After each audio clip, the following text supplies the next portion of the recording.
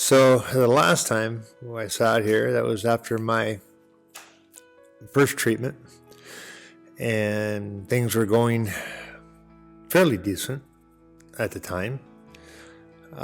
Still had the tube in my back. It was after my third treatment.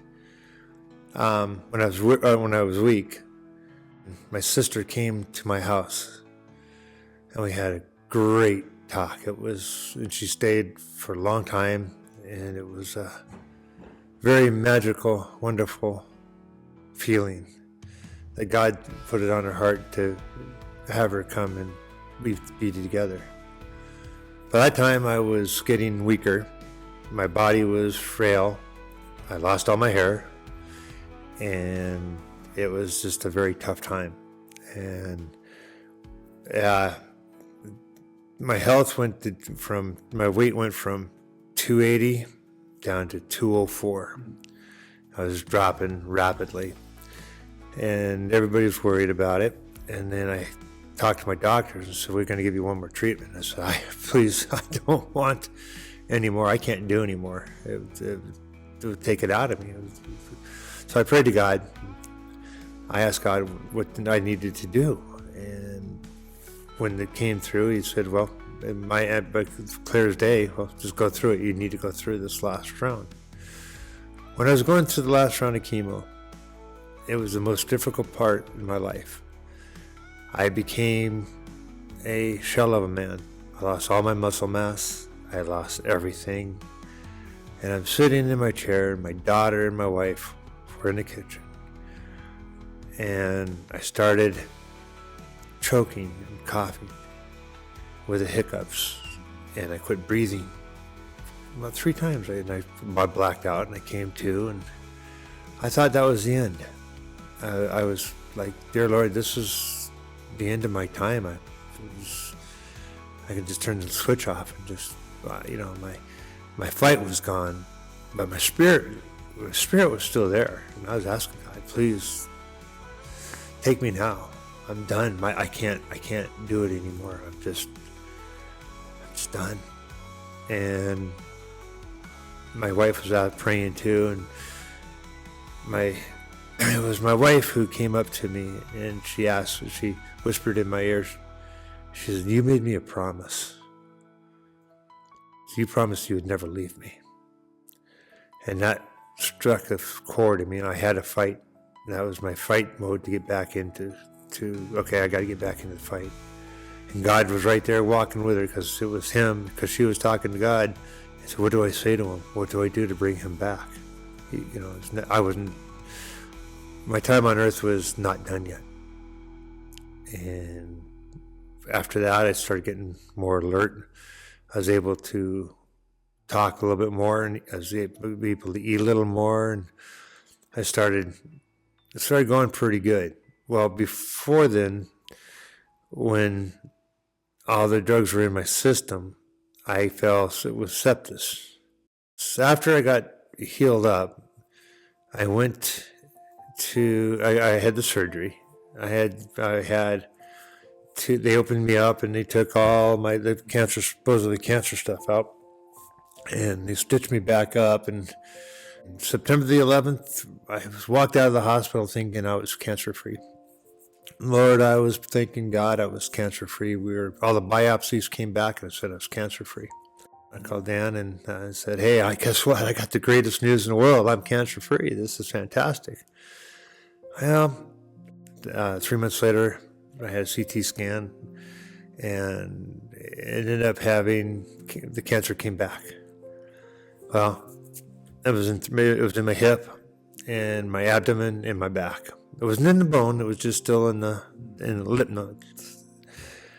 And well, they had to re-put a tube back to my kidney because I was having problems with the ureter that they created in my gut. They had to put a kidney in, or put a stent in, to open it up so my kidney would be functional. Well, when they did that, this was in January. Let me back up a little bit. I'm sorry. We have to back up a little bit. It was during the time I had the backache, and they cancer had come back and wrapped around the lymph nodes in my nerves in my leg. That's what it was. And it basically paralyzed me. I lost my use of my legs. I couldn't walk. I could barely stumble to 3 or 4 foot. The rest of the time I was wheelchair bound, or it was or that was it. And I was determined this was not my life. And I asked God, I said, Lord, you're going to have to walk with me on this. Carry me through this again. You've already carried me through a lot with the chemo and a lot with the surgery. I'm going to need you one more time here to help me carry me through this. And they had to put the stent in, and I felt sepsis. And I fell into such a dark hole that day. It was about 11 o'clock at night. I'm laying in the hospital bed, and I started spiraling out of control. I started going into a very deep depression because of the medicine they were giving me. And I called Dan. I said, Lord, Dan, you got to help me here. What do I do? I know the Lord's there, but what do I do? Help me. And the rabbit hole started getting deeper and deeper, and I was falling fast. And I felt myself falling fast. And I was just talking to Dan and talking to God, and we were working together. And I felt myself slowly descending. I didn't fall too deep. I fell deep, but I didn't fall too deep. And it felt like, after a while, it felt like a hand of God came down, grabbed me, pulled me back up. And it's exactly the best feeling I can describe, because after our conversation, and I was praying to God, I felt this warm feeling came over me. And something told me I was going to be okay. Everything was going to be fine. You're going to be all right. And I'm laying there in bed, and I finally was able to go back to sleep because I was calm. I was calm. I was laying there and was thinking about it, and I woke up and I looked over in the corner. I saw this nurse watching over me. And I asked her, I said, "Are you Christian?" She says, "Yes, I am. Can we pray together?" And we prayed. We did the Lord's Prayer. And we talked. And I drifted back to sleep. And it made me feel really good inside, like, okay. And then after I woke up, I asked the night nurses, I told her, I said, "Hey, I had this nurse in this office, my room, and I wanted to thank her for helping me through a rough night." And I described her. And they were saying, "We don't have a nurse like that. You're working on this floor." So, wow, that was very interesting, because I saw her standing here and we had the greatest conversations. And it was just that, then I realized, was it a figment of my imagination, or was it God working in my mind to say, "Hey, this is okay, we're going to be fine"? Or to me, it was real. And it was very comforting. Oh, yeah. The keychain. That keychain. When I was in the hospital, after the conversation with the nurse, I went back to sleep. I woke up, and this keychain, this was laying next to my, next to my bed, and I thought that was the most wonderful thing. So it's always carry it with me, knowing that there's an angel watching over us. There's always an angel. And I think that's what pulled me out of a lot of it. I was sent by God, because there was no other way around it. When you're laying there in the hospital bed, you're not moving, you're not doing anything, and they got you pumped up full of pain medicine, and they got you set up an antibiotic. When I got through that, I went home. I said, "Great, thank God I'm home." 2 days later, I was back in the hospital again with sepsis. For this time, it came roaring back. And I'm laying there, and my brother flew up from the Carolinas to see and help my wife because it was a trying time, and it was my wife who caught the symptoms. What was seen with the chills, the fever, the swelling in the leg, and everything else. And she got me there in time. I remember one of the doctors saying that if I didn't get there, if I would have waited any longer, I would not be on this earth. And it was quite interesting. And I also overheard somebody saying that we get everything we can with medicine. Now it's up to him to come back. And I don't remember who he was talking to. I didn't quite know. And all of a sudden, it's just like, okay, the Lord ain't done with me yet. We've still got things to do. We got messages to say. And I guess what I'm really saying, never lose your faith in God. He's always there. He always will be there. And once you give it to him, never take it back. It's in his will what's going to happen. Well, I was working on my way, and I had to get myself ready and get myself better because my youngest daughter was getting married. And they moved the wedding from Alaska down to Pittsburgh so I can be there, or my wife and I can be there. And I was praying, oh man, I gotta get better. And I asked, Lord, please help me build myself, give me the strength so I can walk her down the aisle. And I worked real hard and got my legs back. And with neuropathy that cancer always gives, when there's medicine, there's going to be neuropathy, and your hands and your feet, they don't want to cooperate sometimes. The most powerful thing in the world is walking your daughter down the aisle to give her away. It is a feeling beyond words to describe.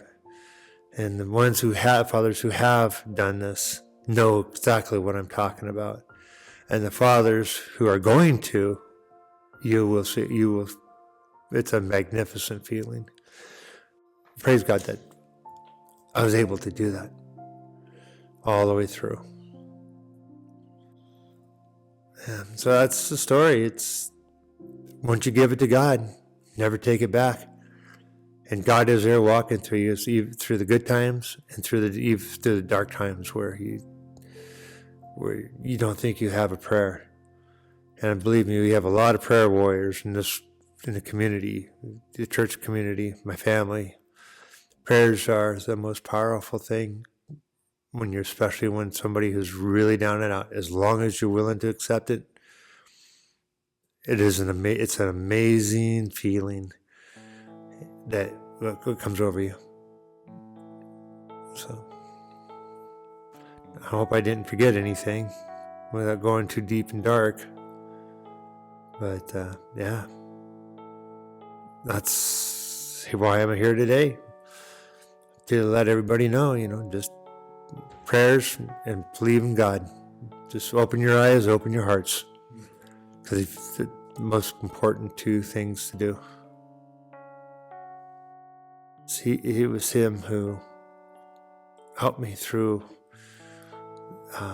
all the rough times. And the chemicals that I'm on still affect my memory. And it was in my speech. The biggest thing is here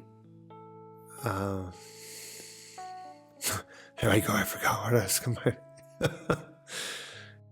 Oh, I know what it was. What I was saying. The footprints in the sand. Believe me, when you look back onto your life and look back into what's happening, I don't care if it's an addiction or cancer or whatever it is, you look back in life and see what happened. And how did I get through there? Well, God carried you, and it's true. He carried you through it. My motto is never give in, never give up. I've always said it, and it's always been a very powerful thing to me. The to me, it means, number one, never give in to your cancer or your addiction or whatever's going on in your life. And never give up. Never give up on God or never give up on yourself. That will sum it up in a nutshell. Very easy, very simple, very easy to remember, and it's easy to believe in. And it's a great feeling knowing that. Never give in, never give up. So every morning I get up, when I leave the house at 5 o'clock in the morning and get up and get going, I always say it's going to be a good day. And I don't care what the weather is. I don't care what the situation is. Thank God I'm awake. I'm walking. I'm walking. That's the most important thing.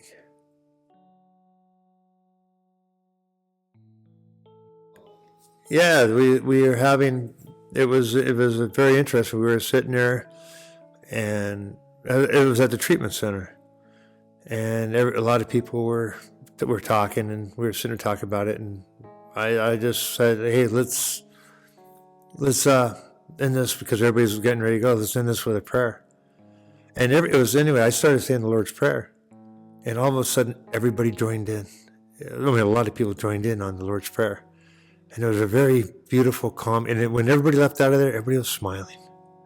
You don't know who or how it's going to touch their lives, but it does. It will touch somebody down the line. It was very powerful. It just the prayer, and it was just a simple prayer. You don't have to have a big, long prepared speech of a prayer. Simple prayer, the Lord's Prayer. Very simple, Our Father. And it's just, and people resonate with that. And it's easy to touch them. Everybody has the ability to do this. And I thought I was a sinner. I thought I wouldn't be able to do this at all. I didn't think I was going to be able to be out there talking about God. I didn't feel qualified. I didn't feel I was worthy. But I was so wrong. Because my message is simple. I just want everybody to open your eyes. And then once you open your eyes, you can open your heart.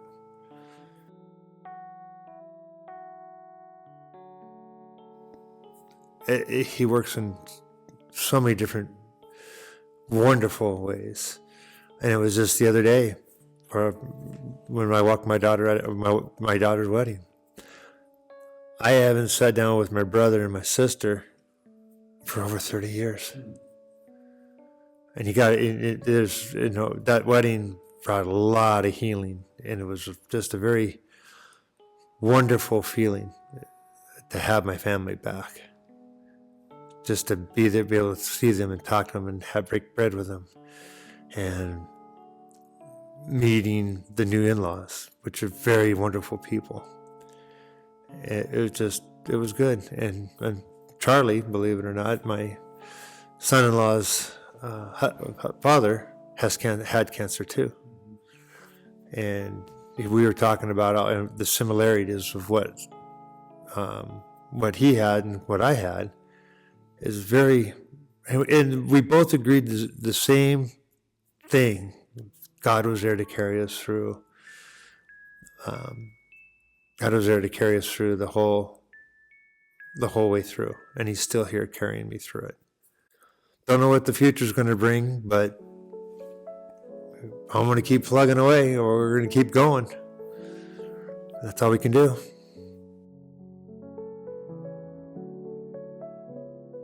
Cancer is a very brutal thing. Many people here have it, and people don't want to talk about it, and it's a shame, because people need to talk about it and be open about it. And cancer will hit the very youngest to the very oldest. It knows no boundaries. And God has no boundaries. He knows no boundaries on the young, the old, the people. But people need to talk, getting back to everybody needs to talk about it, and share how they feel and what the good Lord did for them. Because if they look back, yeah, it's a bad thing, it's a terrible thing, and ask why did I get it? What did I do? Was I such a bad person to get cancer? It's not that at all. It's just the way society is, and the chemicals in the air. There's hundreds of ways to get cancer, and you just don't know if you're going to get it or not. Or it could be in the genes in your family. My mother passed away with cancer, and I had the same one she had. She fought real hard, but back in the day, they didn't have the treatments that they had. The good Lord carried her through a lot, and it was just it just came and got her. But for me, fortunately, we have modern technology, modern medicine to fight it. Now I'm on the immunotherapy, and it seems to be working. We got the cancer on the run, but my hair grew back too. So there's hope. There's always hope, and you can't lose faith. You can't lose your faith. That's the most important thing in the world is faith. If you lose your faith, you lose everything.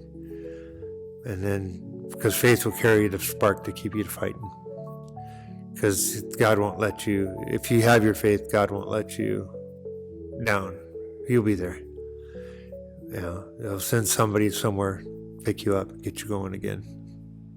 Especially the ones who are closest to you.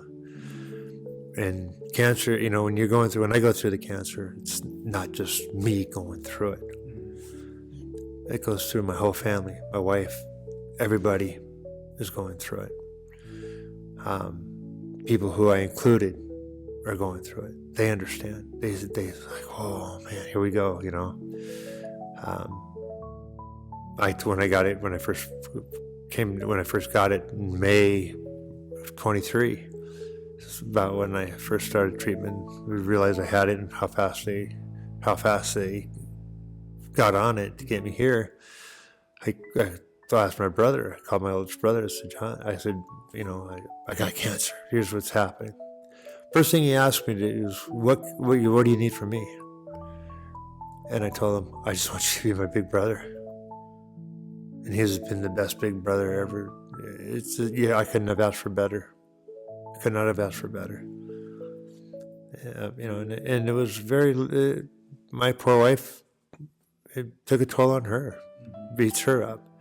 Beats everybody up. Because you don't know what's going to happen day to day. And she has to watch me crumble down to nothing, to be reborn, to be back. And that's another thing it kind of occurred to me. You have to be down at your weakest point before you can be built back up to where, and I think that's where I was at my weakest point, down to nothing, and I had to be built back up. And here I am being built back up, and I'm being stronger and better every day. And it's time for me to get off and start talking about it and meeting people and spreading the word. There's hope. There's always hope.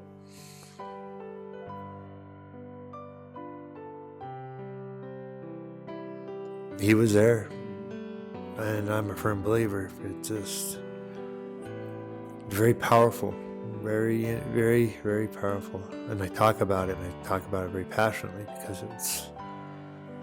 it's that feeling that you get. How you feel like, oh, okay, something's going to go wrong here, or something's going to be bad here. The feeling that you get with thinking about the God, He's there, and He's there. Like, okay, nope, not yet. It's just a wonderful feeling. It's a calming feeling. So if you're sitting there and you're all stressed out, and all of a sudden you get this calming feeling after you ask God for help, and you get this calming feeling all over you, you know He's working. That's how He works. It's just a calming feeling. That's the best way I can describe it. It's the simplest way. It's a warm, comfortable feeling that you get, and you just, okay, things are gonna be okay. We're gonna get through this.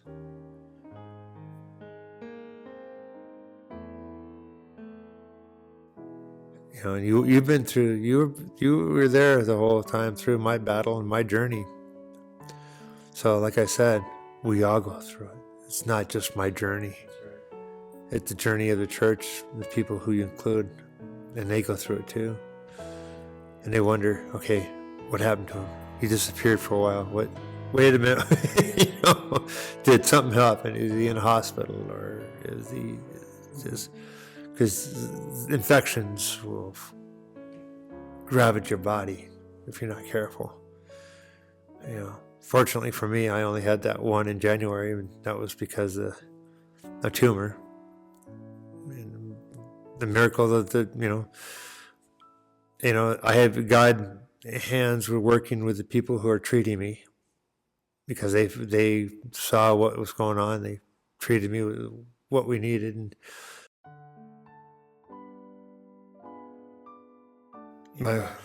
my wife, my angel, the person, my wife has been absolutely amazing through this whole journey. She's been there for word go when it got to a point where I couldn't eat anymore. My wife is a fantastic cook. She just, oh my God, I could sit there and smell all the good things cooking, but they put a plate in front of me, I couldn't eat it. All she asked if I take 2 bites. It was better than no bites. So I ate, and when I did eat it, everything tastes chemical. It was cardboard. Everything just tasted. And so we went through quite a bit of things, and she found out potatoes and applesauce were the only 2 that I could stomach. Chicken. If she just baked it, no special, just a few seasonings, and it was good. I could eat that. So she took the time to make to make everything for me, to bring me for my nutritionist to help. She also, when I was in the darkest spaces, what drove me to the darkest places was the chemicals. And she went through and read the whole book. She researched every single chemical that was going through my body and found the one that was the big driving point that was putting me down. It was used for schizophrenia, and it was also a hallucinant, and also it was for nausea, and it was a side effects for the list. And she'd read all the side effects. Well, all the side effects were happening to me. Took it away. She said, nope, that's gone. And everything started getting better. She's been, my wife is my partner in my life. She's been through, she went through this with me. She's been through she went through hell. The best way I could describe it. It tore her apart. It tore her down, tore her apart. She's still recovering the same as me. It's, some nights she would just, I could hear her cry because of what, when I was in the hospital. And she said she stayed strong. She had to be strong. She had to have the same faith that I did. She told me that, my faith in God gives her encouragement because her faith. And I never wavered from my faith in God. Like everybody, we ask, why did this happen to me? Why me? And I asked God. I didn't blame him. I was just asking the question, why me? Why is this happening to me? Why, my body, why has it happened to me?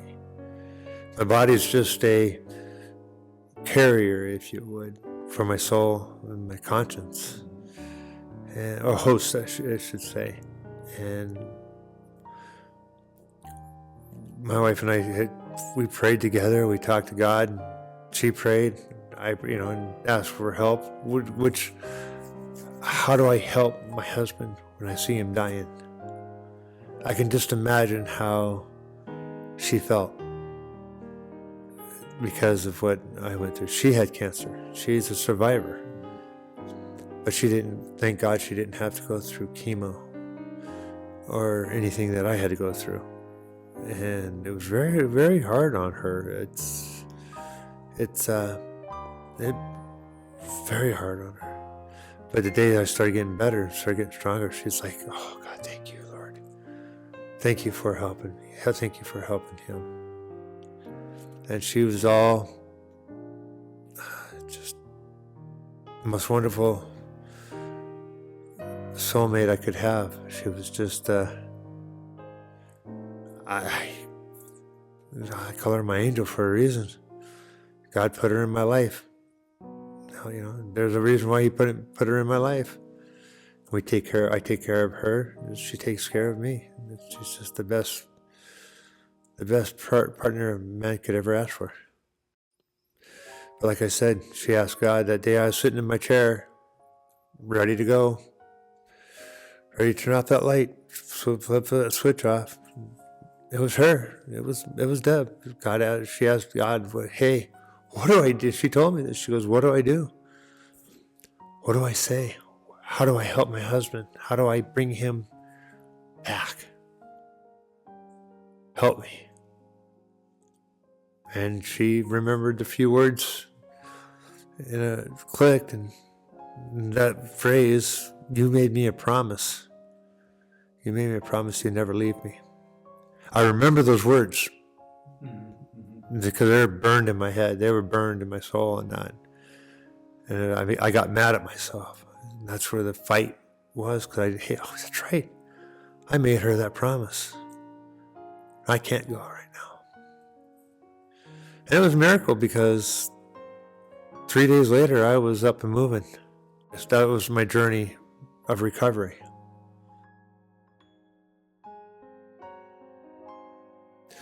The good Lord gave me the doctors, all the doctors who performed all the surgeries, all the cancer care, were all Christian. We all believe in God, and they're very, very solid in their Christianity. And what are the odds of that? God, he knows what he's doing. He's putting in the right people in the right places.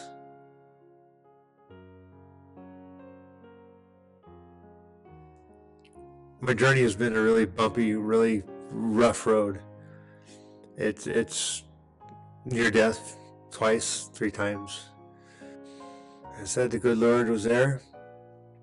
He carried me through because I am a believer. I had opened my eyes.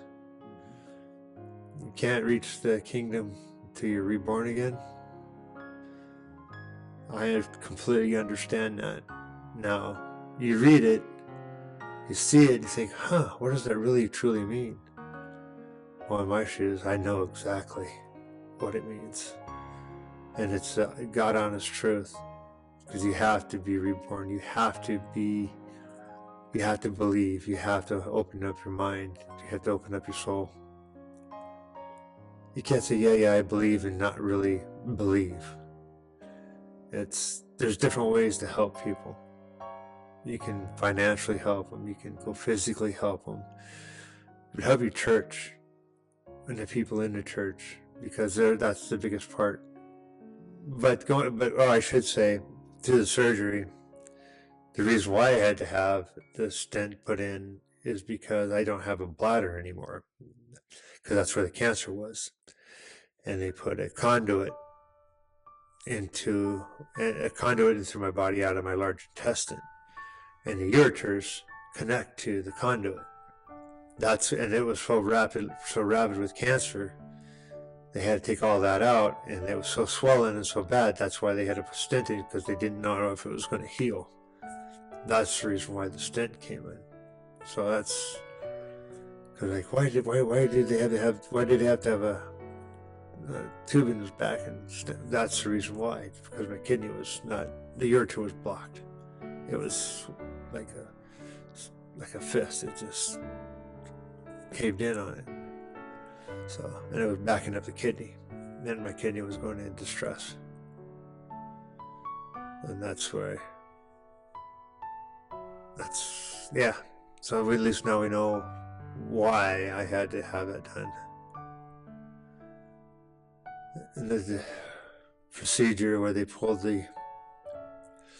I got a nephrostomy tube in my back. It still goes through with the stent. It goes through the back it goes in the back through your kidney down to the ureter. And it was just before the wedding. They said, you got to get this replaced. You got to get it out of there. You're running the risk of fever. You're running the risk of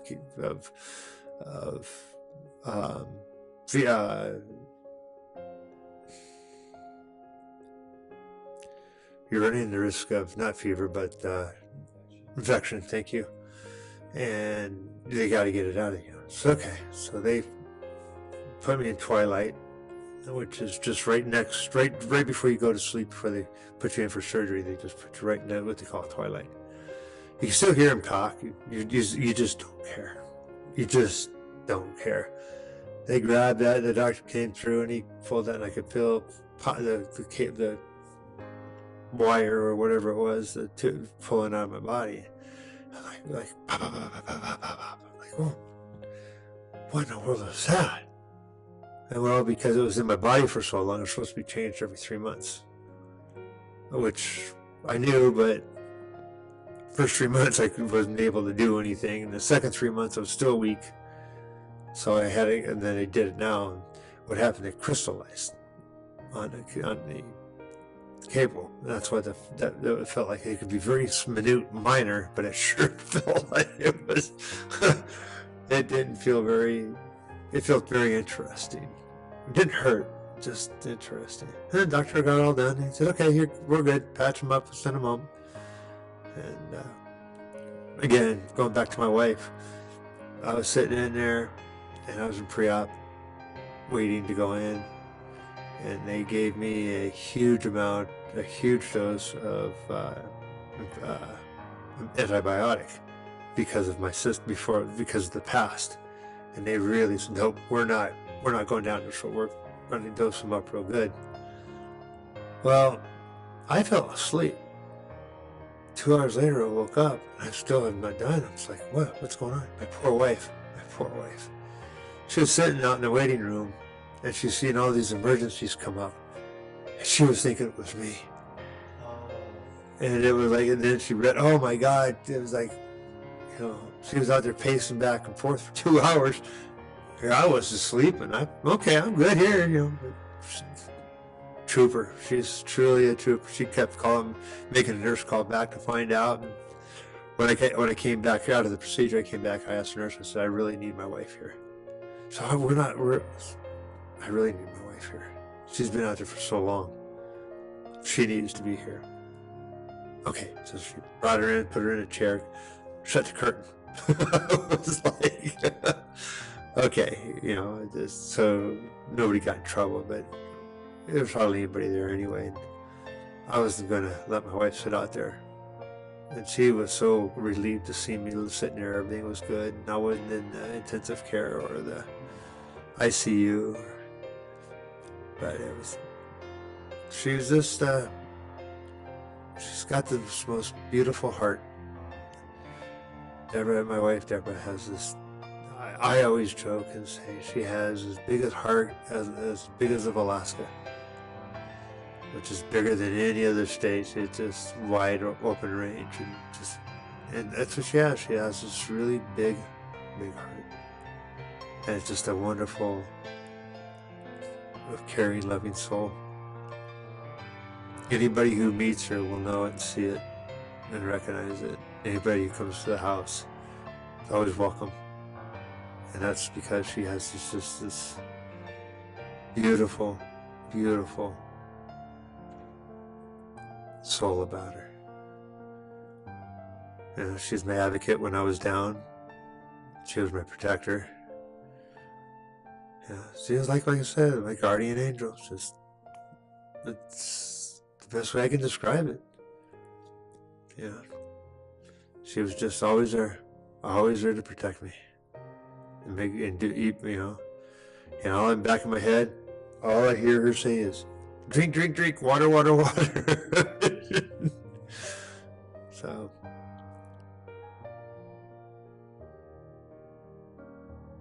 I'd love to talk to them.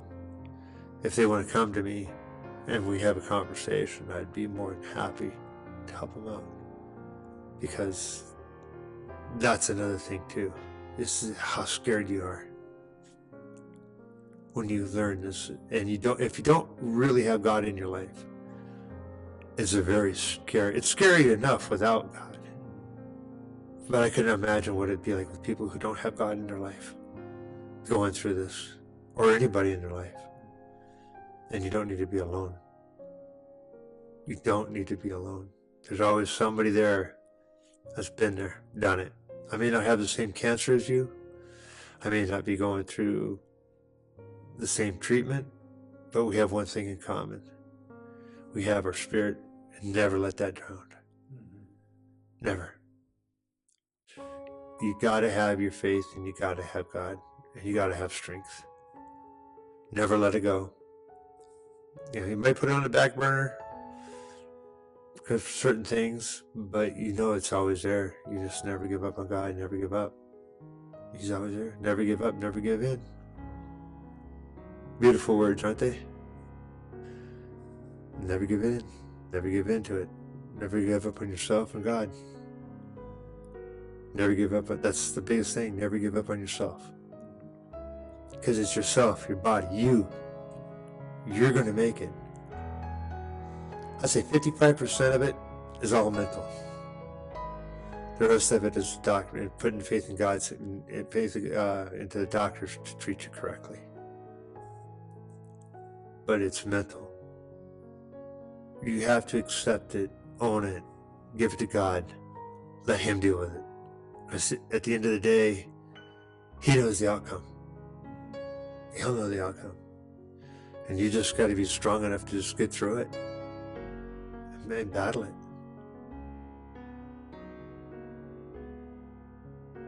I'm feeling very different. It feels very good. Finally get to talk about it. And I'm here to talk about it. We've been talking about getting this done, and here we are. We're a year and a few months out, and I'm still here. Because of the grace of God. I started a journal, and I started reading that journal.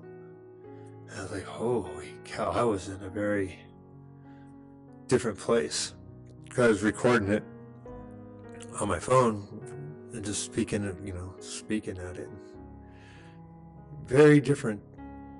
Very, I was like, oh, that's very dark. Why, very different person than I was. And that's another thing too, the chemicals make you a different person. It takes away all the filters. And I had to learn to, once I got off of them, after the chemicals went away, I started realizing, oh my goodness, what did I just do? Who did I become? I didn't like who I was. I was a very angry person. I didn't care. The filters were wiped away. All the filters you built up, after you don't want to be that kind of person. All those filters are gone. And it was a very humbling feeling when you have the grace of your family. Because that's what I barked at the most, was my family. And it was like, oh my goodness, I was a complete jerk. I'm so sorry. And they said, no, it wasn't you. We know you better than this. This wasn't you. This was the chemicals barking. And the grace of my family was just very important. I should add, the grace of the family, of your whole family, because they're going through it with you too. And this was just amazing. Make your heart just warm, because they know, your family knows that wasn't you. I was somebody that was chemicaled up. And then once the chemicals went away, I was back to being the normal caring person that I am. I hate saying that about myself. I don't talk about myself like that, but they see it. I don't. I just me about doing my thing, but I just keep smiling, keep doing what I'm doing, trying to just get through this life. With the good Lord there helping me, guiding me the right way. That's why we're here tonight.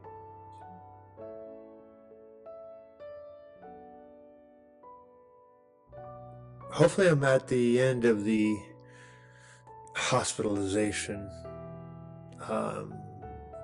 journey. Please, I don't want to ever go back through that again. But the journey with God will never end.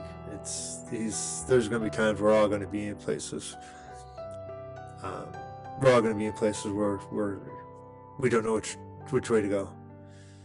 And God will always, if you believe in God, and you believe, He's your Lord and Savior, and your eyes are open, and your heart's open, the answers will show up. He will direct you which way to go. As long as you look at it, if you see it and learn it and watch it, He'll show you, and you believe. You'll see it. There's always an answer to the problem.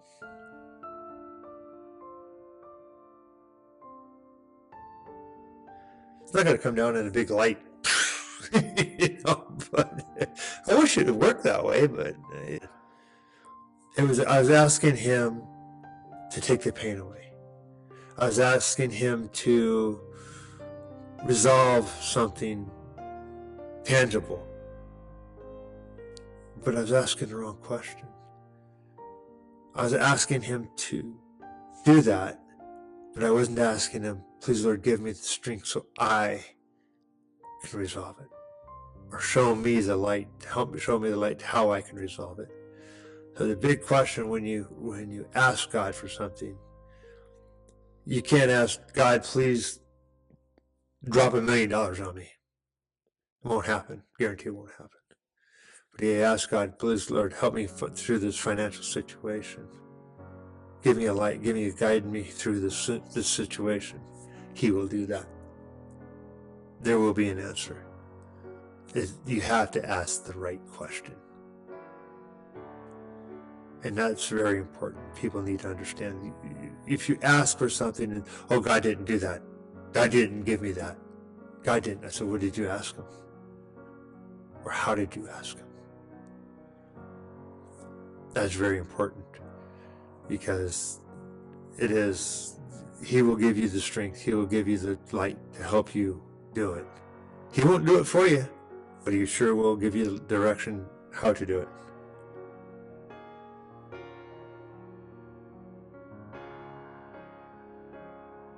It's good to have that, knowing He's in your corner.